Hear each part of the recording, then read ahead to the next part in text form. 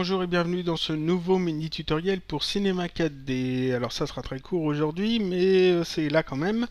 Aujourd'hui je vais parler des paramètres de rendu. Les paramètres de rendu optimum pour une animation dans Cinema 4D qu'on destine à être mis sur YouTube ou Vimeo ou Dailymotion. Donc ici je suis sous Cinema 4D 11.5 sous Windows 7. Si vous êtes sous Mac, c'est pareil. Il n'y a rien qui change. Si vous êtes sous Windows XP, c'est pareil, il n'y a rien qui change. Si vous êtes sous Cinema 4D 12 ou Cinema 4D 13, quelques menus changeront, mais c'est les mêmes paramètres, il n'y a pas de problème. Donc, quelle que soit votre version de Cinema 4D et votre système d'exploitation, vous pouvez reprendre les mêmes paramètres. Comme on prépare les paramètres pour mettre la vidéo sur YouTube, il faut qu'on sache un peu ce qu'on peut mettre sur YouTube. Donc, j'ouvre l'aide de YouTube et voilà ce que je trouve. Voilà, optimisation de la mise en ligne de vidéo. On apprend qu'on peut mettre du 1080p, c'est parfait. Ensuite, de pas réencoder trop souvent les vidéos, blablabla. Format d'image 16 neuvième ou 4 tiers. Alors, par exemple, 1280 par 720 en 16 neuvième, c'est parfait. On n'a pas de bande noire, c'est génial. Si c'est du 4 tiers, on a des bandes noires en plus que YouTube ajoute. Bon, tant pis. Ici, il indique de ne pas ajouter nous-mêmes les bandes sur les côtés. C'est parfait. Donc, on utilisera plutôt du 16 neuvième. La fréquence d'image, ici, on a une petite phrase. Concernant les films, les vidéos d'origine à 24 ou 25 images par seconde offrent un résultat idéal. C'est parfait, c'est ce qu'on utilisera 25 images par seconde. Les formats. Ici, on a les formats. On voit qu'il y a plusieurs formats qui sont acceptés, dont ici le format MOV. Et ça c'est très bien parce que c'est le format qu'on va utiliser. Ensuite, je m'occupe pas, je passe au Cinema 4D. Première chose qu'on va faire donc c'est changer la fréquence d'image. Il faut savoir qu'aux États-Unis et au Japon, la fréquence d'image par défaut c'est 30 images par seconde. C'est-à-dire que quand une seconde de vidéo passe à la télévision américaine ou la télévision japonaise, il y a en fait 30 images qui défilent. En Europe, c'est-à-dire en France, en Belgique, en Angleterre, je crois, en Allemagne aussi, en Italie, on n'est pas sur 30 images par seconde, on est sur 25 images par seconde. C'est le PAL SECAM et non pas le NTSC. Et donc, c'est mieux parce que c'est 5 images d'économiser de rendu. C'est-à-dire qu'une seconde de vidéo à la télévision par chez nous, c'est 25 images par seconde. Donc 5 images de moins qu'aux États-Unis ou au Japon. Et c'est tout aussi fluide parce que l'œil, lui, ne voit que 24, je crois, 24 images par seconde. 24 images par seconde, c'est ce qu'on a au cinéma. Donc voilà. Ici, donc j'ai mon Cinema 4D d'ouvert. Je vais donc changer la fréquence d'image. Pour ça, ici, je peux aller dans Édition, Préférences du projet, mais on l'a pas dans toutes les versions ça de Cinema 4D, je crois que ça a changé sur les versions 12 et 13. Donc le mieux c'est de faire le raccourci clavier CTRL D. Donc je fais CTRL D. Ça m'ouvre ici cette série de propriétés, de paramètres. Et ici IPS, images par seconde. À la base c'est 30. Donc moi je mets 25. IPS je mets 25. Quand je vais avoir mis 25 ici, à la place de 90 ici j'ai 75.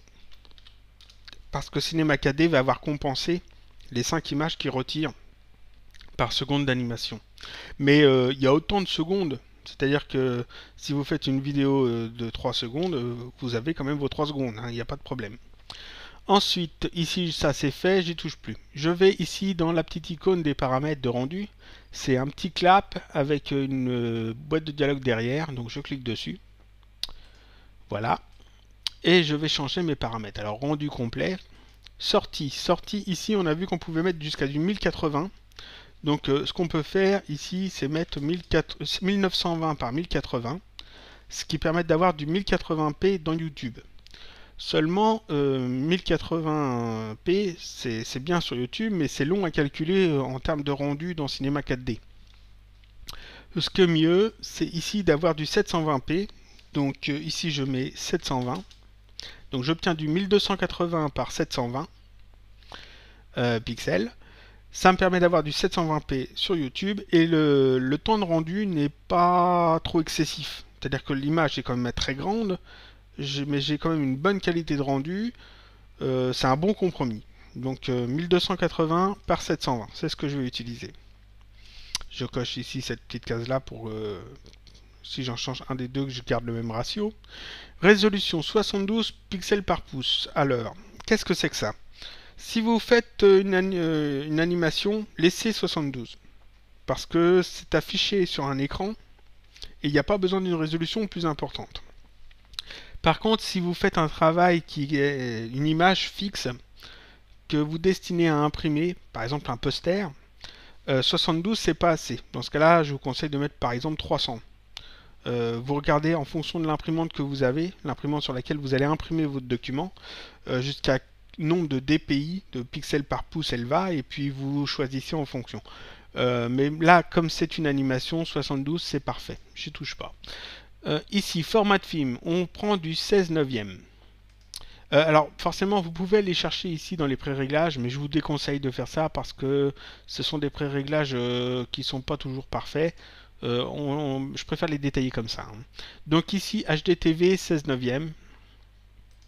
Je prends HDTV 16 neuvième. Ici j'obtiens donc 1.778, c'est parfait. Aspect du pixel, je laisse 1 et je mets carré.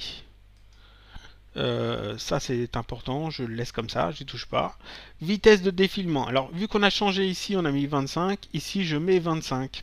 Au lieu de 29 points quelques, c'est-à-dire au lieu de 30, je mets 25. Comme ça, ma ligne de temps et mon animation ont la même fréquence d'image et rien n'est faussé. Image, c'est une animation, donc toutes les images, de telle image à telle image que je veux faire le rendu. Intervalle d'image, je mets 1, rendu par frame 100, voilà. Enregistrer, alors enregistrer forcément, c'est mieux quand même d'enregistrer son animation. Je coche donc enregistrement et j'indique où l'enregistrer. Alors c'est bien de le mettre dans un dossier particulier que vous avez prévu pour. Ici moi je le mets toujours dans mes rendus, animation rendu. Et puis j'indique juste le nom du fichier et puis c'est parfait. Ensuite, format. On a vu qu'on pouvait mettre sur YouTube du format MOV.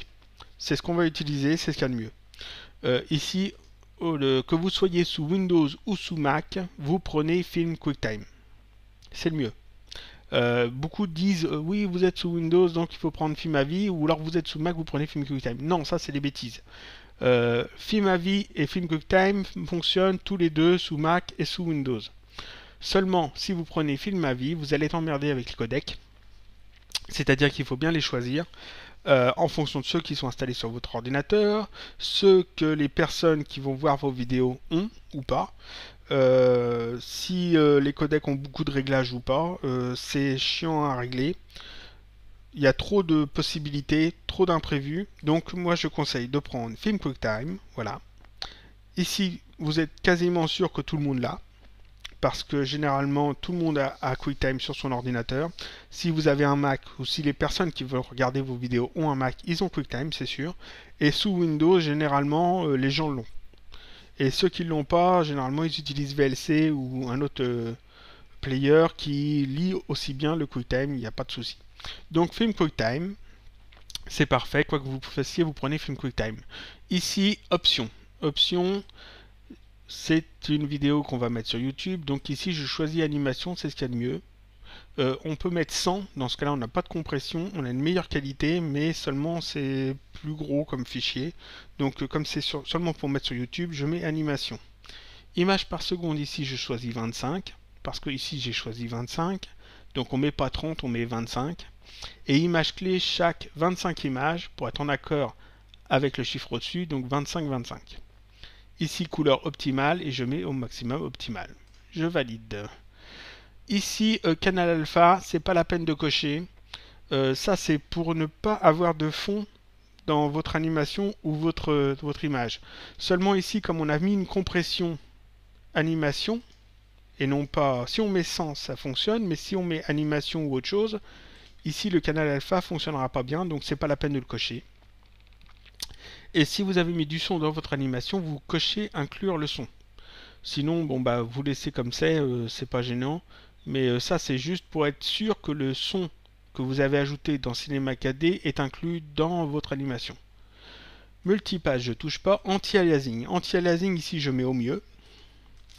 C'est une animation, donc ici, je peux mettre animation.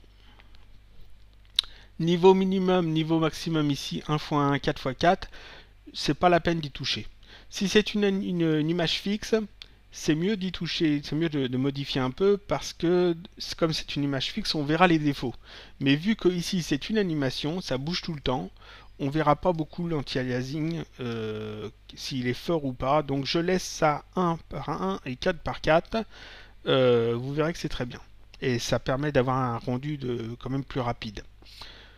Tout ça je touche pas, je touche pas. Ici dans options, tout ça je touche pas. Vous pouvez désactiver l'éclairage par défaut s'il y a besoin, mais généralement c'est automatique à partir du moment que vous mettez une lumière dans votre scène.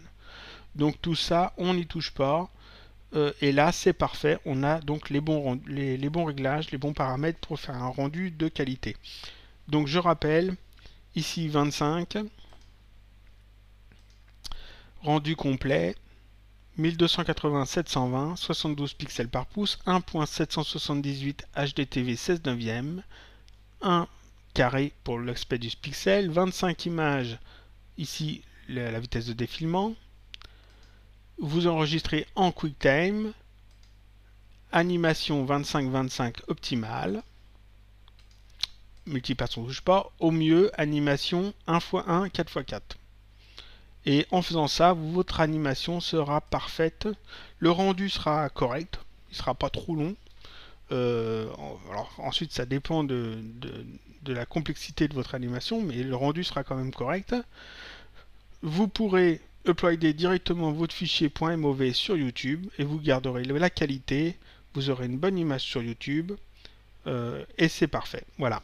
Donc ça c'était les paramètres optimum de rendu sous Cinema 4D, quelle que soit votre version de Cinema 4D et votre système d'exploitation, et c'est pour une mise d'une vidéo sur YouTube.